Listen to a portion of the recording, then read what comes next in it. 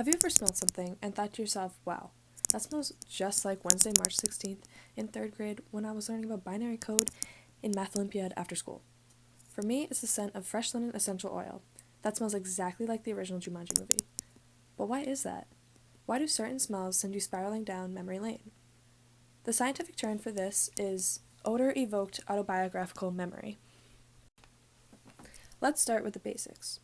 Smell and taste, or olfaction and gustation, are chemical senses. This means that unlike our other five senses, like taste that is triggered by a physical stimulus of light hitting our eyeball, our sense of smell and taste is triggered by molecules making their way through our bodily orifices and either tickling our taste buds or olfactory bulb. Chemoreceptors in the taste buds or nasal canals detect the molecules. These senses use a process known as transduction to translate chemical signals into action potentials that will need to meet an absolute threshold for our sensory neurons to make sense of this stimulus. Chemical senses are our most primitive and fundamental sense. They're actually the strongest when you're a newborn, which means that babies can actually smell the difference between their mom's boobs and someone else's boobs. Our sense of taste and smell is important for things like triggering memories and emotions, alerting us to danger, and enjoying small things in life, like food. Now this is where I'm going to turn it over to in-person Sam, so pause the video and take it away. Now if you had eaten the cube first, and you had enjoyed it, tasted it, consumed it, and then thought to yourself, oh, I just had a pear, that would be an example of bottom-up processing. But if I had told you that I was giving you a pear first, your brain would start thinking about your preconceived notions and your opinions on pears. And that would be an example of top-down processing. So when you taste it, even if you were holding your nose and I had given you an apple, you would think to yourself, oh, this is a pear. But I also could have just primed you. So, taste is 80% smell. As you chew, that air is carrying your food particles in a gaseous state right into your nasal cavity and tickling your nose hairs on the way, right into your olfactory bulb. This is known as the process of smelling. Your olfactory receptors and gustatory system are parallel processes and are active simultaneously. This is a great example of sensory interaction at work. This is why when you have a cold, you don't fully lose your sense of taste. But smell changes your perception of taste. The more complex the taste is, the more olfactory components will be needed to fully enjoy the true depth of the flavor. For example, you'd be able to identify that the taste is sweet, but not that you're eating a Hershey Kiss.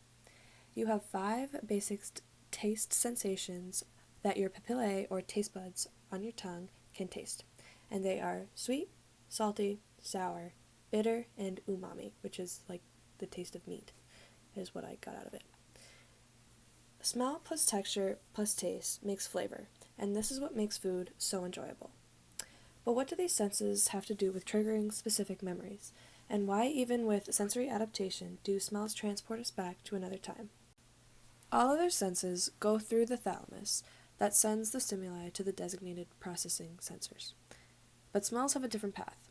Scents go straight through your nose and head and straight to the olfactory bulb, which, if I didn't mention before, is the smell analyzing structure of the brain. Well, the olfactory bulb is actually located within the limbic system of the brain and is directly connected to the hypothalamus and the amygdala, who help handle memory and emotion.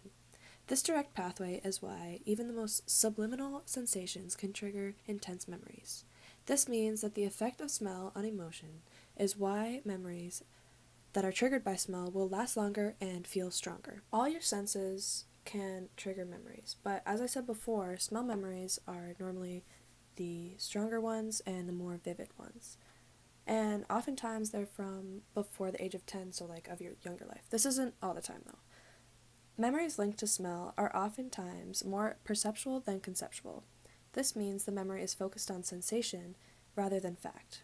So you remember getting blocks dumped on you in preschool at the smell of wood, but you're not necessarily going to remember the quotient rule at the smell of starbursts.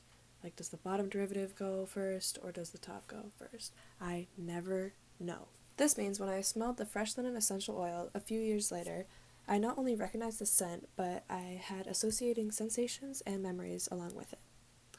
Now let's talk about something that we're all probably sick of hearing about, which is COVID-19.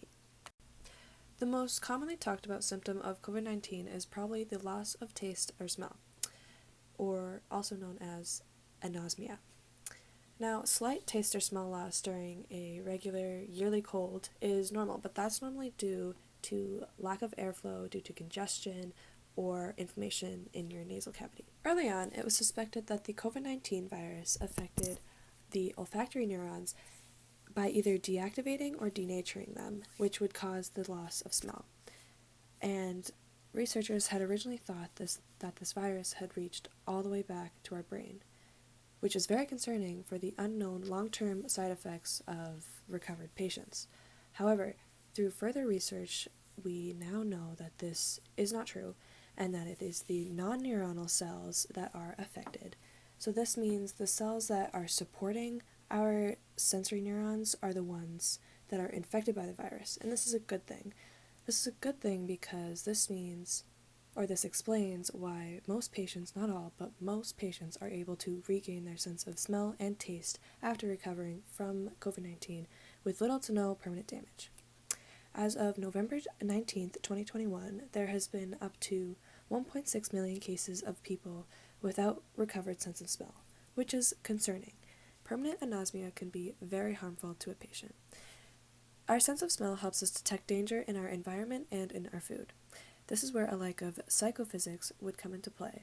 If a patient is unable to smell, say like smoke in their environment, they could not relate it to the potential fire that is happening in the room next door, which would be a danger and they'd want to get out of there, or they wouldn't be able to smell their milk has gone bad, so then they drink the milk and then they end up with food poisoning, except I really hope they'd notice the texture. However, the long-term effects of COVID are still unknown, and this is wildly concerning, but this leaves me to wonder, what will be the possible long-term effects that COVID-19 has on our memories? Will it somehow completely phase out our smell-connected memories? Will patients completely forget about the original Jumanji movie?